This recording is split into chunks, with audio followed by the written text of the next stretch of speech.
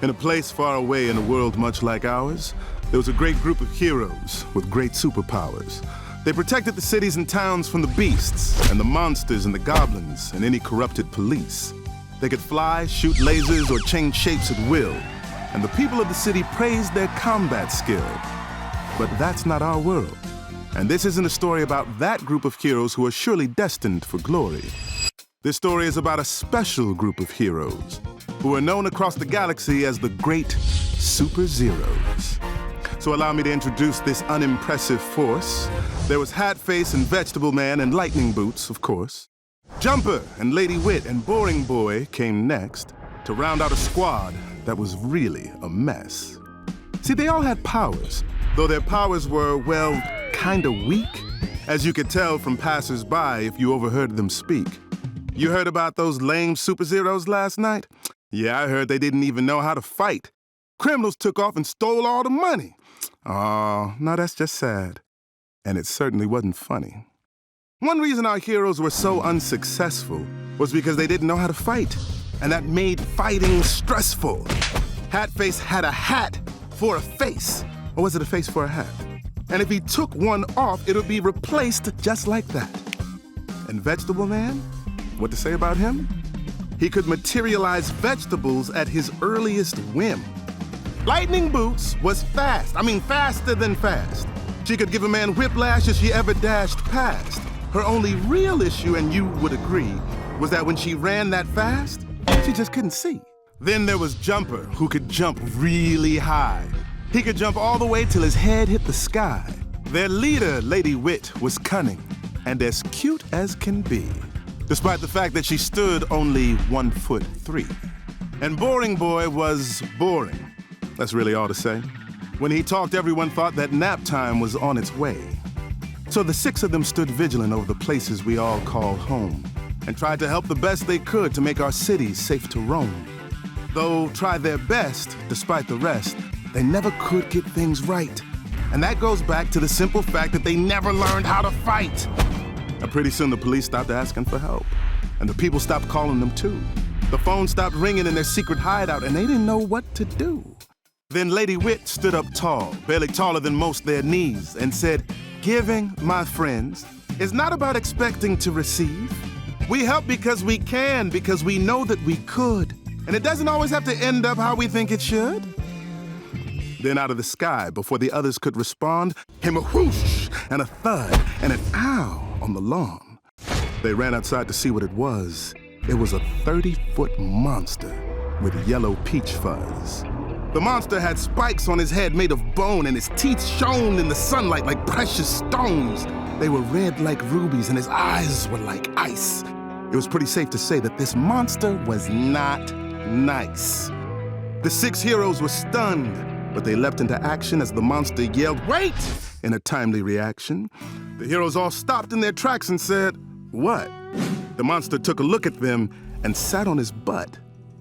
"Are you the six superheroes on this world they call Earth? The ones who have almost zero super worth? I've heard about you on my planet called Roar. The entire galaxy knows who you are." The heroes stood silent, ready as ever, to fight this mean monster who thought he was clever. "I've got another planet to conquer by dinner, so why don't you just hop in my mouth and call me the winner? Not even your own planet wants your help. They'd rather see their homes crumble, see their people scream and yelp." The heroes stood still. Then Lady Wit said, "Hatface, go!" So he ripped the cap off his head. Made in medieval times, it was a pointed metal hat. He threw it at the monster, but the monster caught it and threw the hat back. Jumper went next and gave Lady Wit a wink. Then he jumped into the sky and disappeared in a blink. But where six heroes once stood, now only 5 could be seen because Jumper wouldn't come down until 4:15. Lightning Boots had an issue, confess it I must. Whenever she ran, she kicked up too much dust. She did everything she could so the monster would flee, but with dust in her eyes, she ran straight into a tree. Not just any little tree, a large oak at that. And she ran right through it, turned around, and ran back. The monster became so dizzy watching Lightning Boots run free that he completely missed Lightning Boots charging towards his knee. Then came the impact with a loud boom and a crack, and the monster toppled over and fell on his back. Writhing in pain and shock and surprise, the monster shrieked, "Aren't you supposed to be those lame super guys?" But without a reply came the great vegetable man, who could materialize vegetables into the palm of his hand. And he gathered a few and threw them out, right down into the big monster's big mouth. And oh, what a scream, what a shout, what a holler! Because his least favorite thing in the galaxy was cauliflower. "Go back," said Lady Wit, "we've beaten you fair." But the monster just laughed and stood up without a care. The monster said, "Really? Come on, guys, that's the end? That guy jumped really high, and now what? You win? Nice try," said the monster in a curious tone. "I'm the biggest, baddest monster this city's ever known." "Not true," said Lady Wit. "I saw another who last spring bought a nice birthday gift for his mother. Now he was a monster, big and nice. Unlike you all beans, no rice." "All beans, no rice? All beans, no rice?" the monster repeated not once but twice. "You know what, little girl? I am beans and rice and tortillas and lettuce and tomatoes and spice. But I don't have it all. No, my meal's not complete until you and your friends are my hamburger meat." It all happened so fast. The monster lurched out with a hand that could grab a whole building, no doubt. Right at Lady Wit, it was a gruesome thing. No one should be eaten at 4:15. 4:15, wait, it was 4:15. Then came a noise from the sky like a scream. Then a rocket came flying straight down on the city. The monster looked up and said, "This doesn't look pretty." But before he could run in what seemed like a flash, right on the top of the monster's head, the thing crashed. It wasn't a rocket or a nuclear blast. It was Jumper, the Super Zero, who had landed at last. "Now that's beans and rice," said Lady Wit. "Sometimes you never know what powers you'll get. But when you use what you got and you use it for good, then the world will be better because you've understood that whether you're small, stout, or thin, the real power of heroes comes from within." The monster lay dazed, but then he opened his eyes to whisper a few words to the Zeros, which caught them by surprise. "Why would you protect a silly planet that doesn't understand who you are?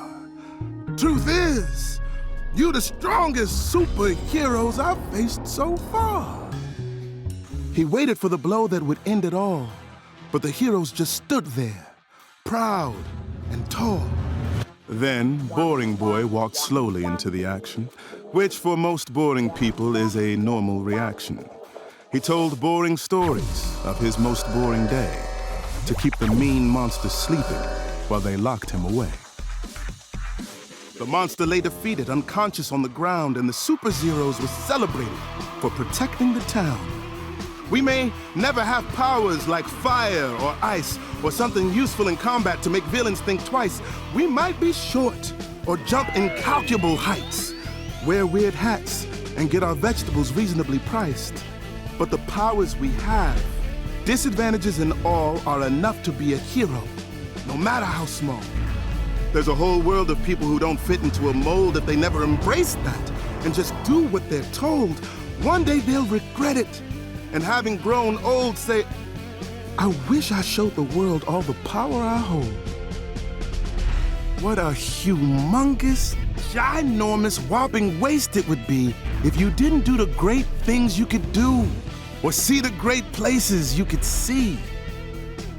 Every road is hard, but it's especially tough when the people at the top say you'll never be good enough.